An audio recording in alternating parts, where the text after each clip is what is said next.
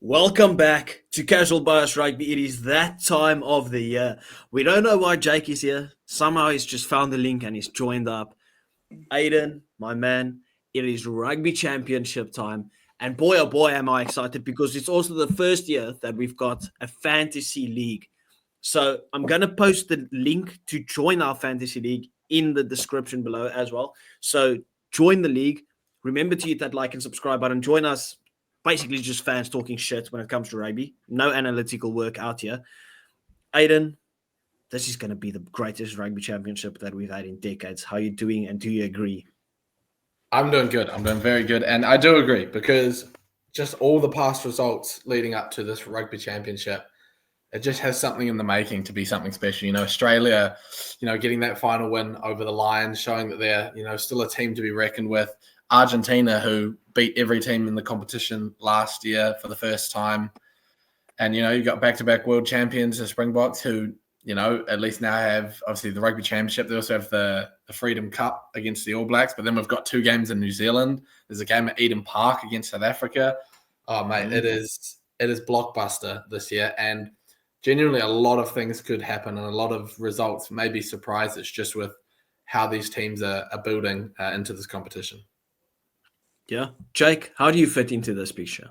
Are you just going to be our outside perspective or what's going on? I'm just going to be saying the All Blacks have lost their aura and the Boks are cheating. No, I think this is going to be the most exciting rugby championship since it's gone to a 4-team edition. I think so. I can't wait. I think all the teams are going into quite a good place. And I'm looking forward to it. I'm looking forward to watching some massive games of rugby as like a mostly neutral. Are you a neutral though? Or do you have like a kind of a favorite? Oh yeah, whoever's playing South Africa. Shut up. Why you got to be like that, bro? No, fair enough. Australia. One of those two I'd like to win. Yeah, the underdog story. It's kind of like how everyone watches the Six Nations and wants Scotland to do well. Yeah, recently. Like that's basically it. If you look at Jake, let's go straight back to you. If you look at it from the outside perspective, who's the favourites to win it, right? Because obviously most people would probably want to say South Africa if you live in South Africa, right? But then you're like, well, we've never gone back to back. The All Blacks, they just have the heritage of winning this. They're playing the home games as well against probably their toughest opponent or what would be considered their toughest opponent, even though I don't want to write off any of the other. I don't want to write off the Wallabies or Argentina. Who's the favourite? Well, I say everyone outside of South Africa are also saying South Africa, but I honestly believe the All Blacks are the favourites. They should be going in with the mentality of wanting to win it. I mean, they're playing South Africa at home twice. You got Australia first. South Africa playing Australia first. They're going to be more warmed up for this than Argentina are, who had a B team out. So if the All Blacks gets 2 wins away in Argentina, can beat the All Blacks at home, beat South Africa at home, they should win. Even with Aiden, the 10 injuries, run about 10 injuries that you have, or is that just a worrying point? Because do we know how many of those are long-term injuries to your big name players? They think most of them will be back for the South Africa game. There's nothing confirmed of when they'll be back. It's sort of up in the air. I think the more worrying thing is just going to Argentina with those players and having all those injuries. We now have to test all these new combinations that we spent the France series testing. Like we had combinations that we were trying out in that test because France obviously didn't send their strongest team. So we were able to experiment a bit more. And some of those partnerships have gotten injured. So we're going to Argentina again with fresh partnerships. And, although the players themselves are good, I think the player depth is good. The combination depth isn't there yet. And so even if those players are able to step up individually, it'll be interesting to see if they can, gel quick enough in the game against a really tough opponent. And Argentina are still tough to beat, and I wouldn't write them off by any stretch. Do we say the expectation is them beating you by 5 points and then you taking the next game by 50 again? Is it going to be same old Argentina? Yeah, it's like, as I said at the start, like I feel like there could be so many just like weird results in this competition. Now, look, obviously Argentina beat every team last year. No one expected them to do that. I do feel like we're in a pretty good place, injuries aside. I think we'd either win both of them by a middle margin, not like a big margin by any stretch, or like you say, they get up on us probably the first game, if any game, again, with just us having to try out the new combinations, and then we get over them in the second game, probably by a larger amount, as they just seem to love not backing up a really good performance. But, honestly, I have no clue. Yeah, I forgot about their issues. You forgot about what? The All Blacks injuries. Yeah, but it's as Aidan mentioned, we just don't know when they're coming back, and the talk around the town is that most of them will be back for that South African one. Now, the question that I've been heard going around for the South Africans are: would you rather take the Eden Park record or win the Rugby Championship? Would you take the Rugby Championship but you don't win the Eden Park Test, or lose the Rugby Championship but take the Eden Park record? Because obviously the rivalry and everything combined to it. And I'm like, that's a stupid fucking question. Give me the silverware first, obviously. Because, yes, we can be the first to break that record in, 50 years or whatever. We haven't gone back to back. We have to catch up with 19 of your silverwares when it comes to the Rugby Championship. I think we've won the same amount of Rugby Championships as we've won World Cups. That has to change. I'm not accepting that. I don't think any player looks back in 20 years' time and goes, remember I took that Eden Park record, Unless they go on a massive streak again for 50 years. Wow. I think they'll just look back at the trophies they win, don't they? Yeah, I think it's also the defining mark of a successful and dominant team. For example, the Ireland series in 2022. They got thumped at Eden Park, but they still won the series, and all anyone talks about is they won a series in New Zealand. Then no one really talks about the game they lost at Eden Park, even though the record still stands because of it. So I think you're right. You'd want to win the silverware first. It'd be nice for any team to take that record because, it's the longest standing record of any ground in international rugby. It is the fortress, the Garden of Eden. But I think you got to take silverware first. It's sort of a no-brainer. And I don't want saying it's like the Garden of Eden and whatever is the same as Matt Williams saying the Lions are the upholders of the law when it comes to rugby. Don't involve me with Matt Williams. That guy's an idiot. What are you on about? This place has had 50 plus games unbeaten. Matt Williams has won 3 games as a head coach. They are not the same. Where do you reckon? By the way, I love Matt Williams. Keep him online. It is comedy gold. Him, Eddie Jones, I don't care. Both of them, rugby treasures. Do you think anyone accepts Matt Williams? Is he Aussie? Is he Scottish? Is he Irish? Because he's always on the Irish podcast. What is his nationality now where he's kind of accepted? Because as far as I know, there's not a lot of people that want to be associated with it. No, I mean, he's great for views and he gets eyes on rugby and he gets people engaging in comment sections. I mean, they're all saying the same thing, but, it's people commenting and people keeping their eyes on rugby. So it's good for the sport as a whole. But, God, I wonder if he actually believes what he says is the thing I'm interested in because some of the stuff he comes out with. You can't be mentioning something about 20 times and not believe it. Jake, just to get back onto Rugby Championship, do you reckon... How much of the momentum from, let's say, the performances, not necessarily the results, do the Wallabies take into this Rugby Championship?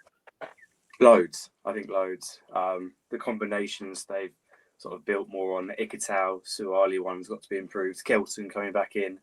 I think lots of that performances will leak into. I've worded that terribly. It will go into the Rugby Championship, and I think you'll see it. In the games. So, I think the Springboks have got to be careful with the Australia that turn up in Joburg. Will you be singing the Australian anthem now, seeing that you were in Australia as well? I would be, but despite them playing it 3 times, I don't know the words to it. So, otherwise I would. Okay. No, fair enough. Do we reckon that the likes of a Pete Samu's just signed back for a Super Rugby team is fucking angry that they just got rid of the Matt Gita law as soon as he signed the deal to come back just to play for his country. Yeah. But he gets to be back in and amongst it. You know, obviously not going to be paid as much, but, you know, maybe he's probably got family ties and stuff. So he probably wanted to come back anyway. But yeah, it's a little bit like, oh, come on, guys. I've just moved my whole life back and you've changed the rule. Exactly, yeah. So, but imagine he's been getting a bag there because he's been playing great. Like the French money is out of this world. Imagine he was like, I don't mind coming back, doing the pay cut, just so I can represent my country in the home World Cup. But if he had the choice, he would have definitely stayed, right? I'm just assumptions. As soon as you do it, 2 months later, yeah, we're banning that law. To be fair, You know that law that made you do all these switches? Yeah, we'll get rid of it. Don't worry. As Aidan said, like you got family and stuff back in Australia, and Super Rugby is going to be less tolling on your body than playing for Bordeaux. So, you know, there's positives to it. Yeah, he probably enjoys the rugby more. It's everyone that comes back from France. They say it's an amazing experience, but they get beat up for the entire year. They play, as we've discussed at length many times, they play way too much rugby, and they just get absolutely beat up over the course of the year. So it might just be a nice change of pace to kick back for at least half the year and then play Super. And France have more money, but they don't have that much more money. So like you probably make it up in like Wallabies appearances if he gets in the team. Yeah, well, it would be bad if he made that move for the World Cup and then doesn't get appearances for the Wallabies or doesn't even get selected. That would be crazy. Anyway, let's talk about the box. We haven't spoke about the box. Could the box get caught cold? Because we've only played Italy and Georgia, and I love the box, as you know. I'm very biased towards the box, but I'll be open and honest and say that I wasn't thoroughly impressed by the performances that was put out necessarily. I was more impressed by the younger guys that came through that they looked like they wanted to prove a point. Now we're going into the Wallabies team with the momentum and stuff. Obviously, we would like to think the guys are going to be ready for it, but is there the opportunity for the Wallabies to catch the box cold and kind of destroy our hopes and dreams of winning the rugby championship early doors? Yeah, look, regardless of the build up to it, there's no question that the Wallabies have had a better run into this rugby championship. Playing the Lions 3 times is going to prepare you far better than playing a French C team or playing Italy and Georgia or playing an England B team in Argentina's case with their own B team. Mm-hmm. So in terms of the 4 teams, the Wallabies are the best prepared, no shadow of a doubt. They've got guys that have been playing together for multiple games. You could really see the improvement from those combinations and those players as the Lions tour progressed. I still think South Africa, definitely heavy favourites, but there's definitely a chance because there is some talent littered throughout that Aussie team. And with the likes of Skelton and Valentini fit and playing, we already saw the massive impact they had in the Lions series. I think they can shock the box. I would still put money on the box to win, but I think I'll put it this way so I don't sound too biased against the box as an All Blacks fan. I think Australia has the same chance of beating South Africa as Argentina have beating New Zealand.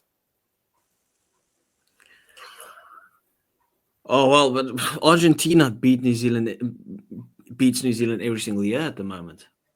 Last 2 years. Yeah, but it feels like it's been forever.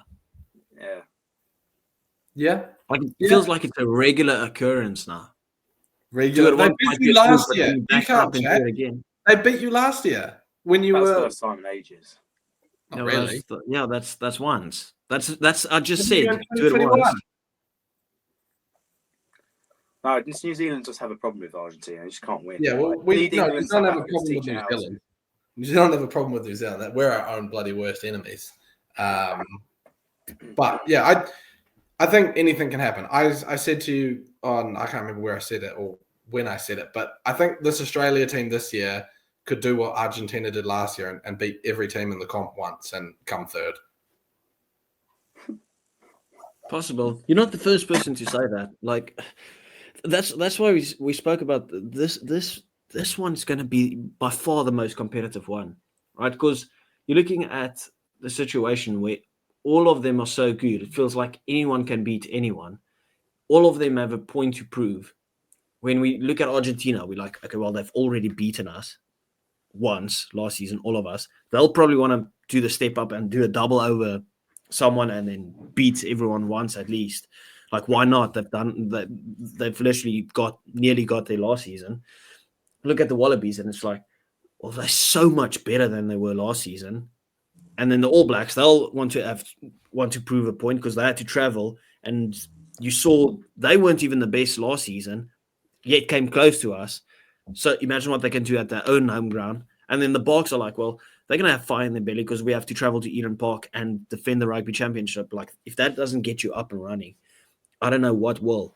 So it's just, holy shit. Let's go wild. Jake, I'm going to ask you this straight. Does the Bledisloe finally switch hands, though? No. Well, you got to be boring. I'm truthful. I'm always truthful. No, I don't. They might win one, but it won't change hands, I don't think, no.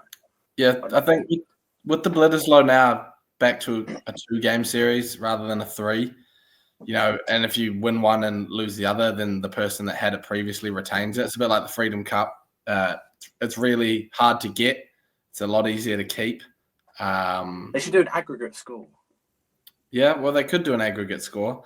But yeah, so like for example, obviously we will play for the Freedom Cup this year casual. We'd have to beat you both times to get it back. And you've probably had more World Cup wins than Freedom Cup wins, which is again another interesting stat. But you could retain it this year. You just got to win one game and you keep the Freedom Cup, whereas we have to beat you twice, which will be a tall order. You're playing in Wellington as well, the second one. Yeah. Must be tough out there. All Blacks really up against it, against all odds. Yeah.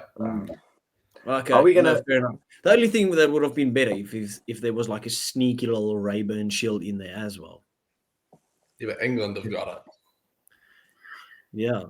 They should just take that shit off them. They don't deserve the Rayburn shield. What are we talking about? You could just not acknowledge its existence until one of you win it. No, because it is actually a cool thing. I actually like the Rayburn shield of it. It would have been sick if Argentina could win one game and just take it off them, because then they could bring it into the Rugby Championship. Yeah. We don't hand out favours to Argentina. They need to learn that they can't beat us. All of a sudden, we look like idiots for saying, the battles between Argentina and England for who's going to place top in the world rankings. Now Jake's all of a sudden calm. I mean, he's wiping off the sweat now because he had a jog, but previously he was wiping off the sweat because he didn't know where he's going to place in the world rankings. Jake, how's it going with your fitness journey? All right. I've not run since I ran around Ayers Rock or Uluru, but I just had a 5K tonight. Not too bad. You can have a burger after. I don't know what I'm having. I had 2 burgers last night, so probably not one tonight. Crazy. We played a game yesterday, Aiden, when we spoke to Tiernan. We went on a higher lower with the amount of burgers that he launched down his belly while he was in Australia. I'm going to give you a number. So he was there, 17 days? Yeah. Aiden, 13 burgers, higher or lower? Higher. It's actually lower. I was just as surprised. My first guess was 22. He took down 8 because he cheated it a bit. He just doubled up on patties on every single one. So that's why. I'm not even joking. That's what he said. Is that true or false? Chips and stuff too. I guess you fill up on like the sides and whatnot. Well, I explored my palate of sort of Thai food and fish. And did you have a pie? A what? A pie, a mince and cheese or steak and cheese pie. No. Well, you missed out. Why'd you even go? They're pretty famous for that. Alexander Volkanovsky, he talks about the pies there a lot. Yeah, they're better in New Zealand. That's like on the mission to find the best pie in the world. Yeah, they're better in New Zealand, but Australia does. At least they do them. Like in the UK, you don't get them. It's frustrating unless you go to like a pub and you order one for £8, which is a waste of money. Oh, there's nothing better than a lovely old garage pie after a night out. I would have got a pie, but everything in Australia shuts at 9 o'clock, so I couldn't get it. Oh, he was very disappointed when he told us about this. Joke. Okay. Well, we'll just wrap it up over there. No, we're not wrapping it up yet because we've got fantasy. We've got fantasy. As we said, join the link in the bio. We're going to, Aiden set it up for us. Now, Aiden, we'll go to you first. Give me 3 players. Oh. Right. Okay, so let's say from the 3 players, must have, a void, and a hidden gem that you have. Must have, like it or not, Will Jordan. He scores more tries than everyone else. Tries equal points. Get him in your team. Yeah. Hidden gem. Nick Frost at lock. The guys. I was literally going to say that. The guy's a workhorse. Does everything. Makes a lot of tackles. Really good at line-out steals. And makes the occasional breakaway. So line break assists and stuff. He'll get points for that. Avoid. Ooh. That's a tough one, you know. There's not many players that I would actively avoid, but I would avoid 2 sets of players, Australian and Springbok hookers. They sub off at half time, so you only get 40 minutes out of them. Okay. Jake, have you got yours?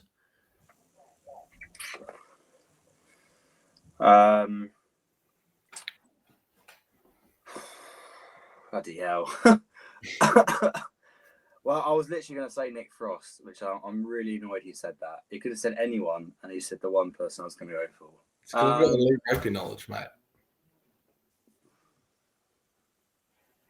You must have earned one Martin Gonzalez because he's just the GOAT of rugby.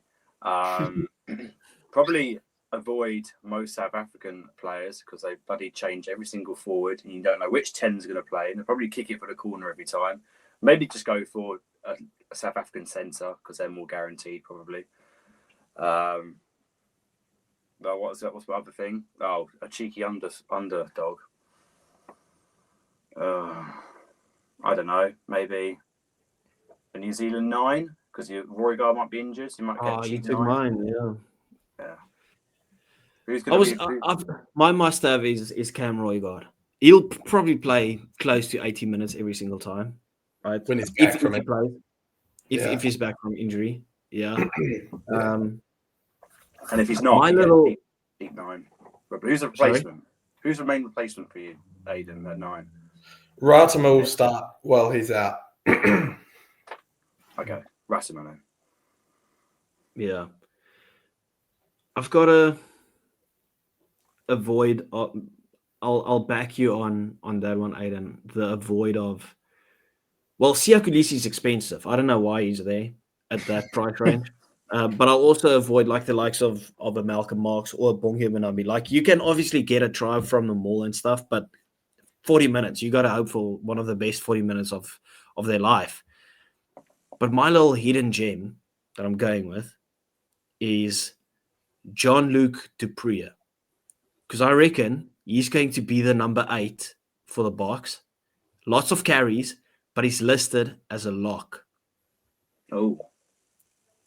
All of a sudden, now it looks a bit different now that I said that. Listed as a lock. That is a sexy pick. If he gets that 8 years, you remember, Evan Roos not there. Jasper Wiese suspended. Jean-Luc is the only one. What about Augustus? Is he still injured? No, he's not even in the squad. He's still injured. He's awesome. Also, Tupo Vai is listed as a lock, but is now playing 6. So you can sexy. There you go. Take out Nick Frost. Nick Frost, my ass. No, another workhorse who's going to be Fabian Holland, who's got low appearances. Yeah, he's Fabian Holland's the same rating as Will Skelton. How's that happened? He's played 3 international test matches.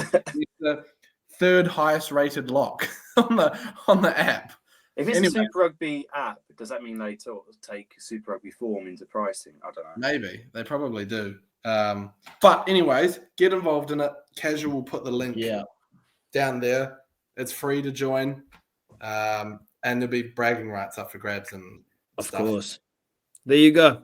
People, please do remember to hit that like and subscribe button. Go join the link in the bio. Remember to show Jake and Aiden some love on their TikTok and YouTube journeys as well. And we will see you next time. Ciao.